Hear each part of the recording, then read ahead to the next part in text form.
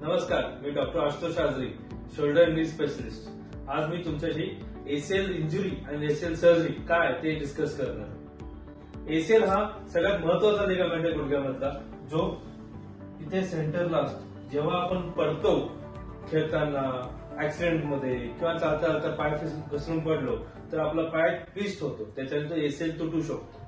जेव्हा या एसीएल तुटतो तेव्हा आपल्याला पाय लपकणे, पाय अस्थिर वाटणे हे असे सगळे त्रास सुरू होतात. अशा वेळी आपल्याला एसीएल रिकन्स्ट्रक्शन करावं लागतं. एसीएल रिकन्स्ट्रक्शन म्हणजे काय? आपण हे जनरली आर्थोस्कोपिक करतो, जिथे मांडीतून एक लिगामेंट आपण हार्वेस्ट करतो.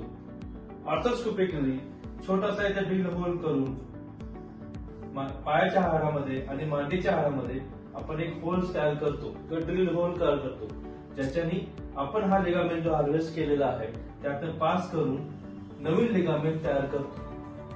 मांडीच्या साईडला आपण छोटासा बटननी त्याला फिक्स करतो आणि पायाच्या साईडला एक छोटासा स्क्रू लावून त्याला आपण फिक्स करतो. हे सगळं प्रोसिजर आपण ऑर्थोस्कोपिक करतो.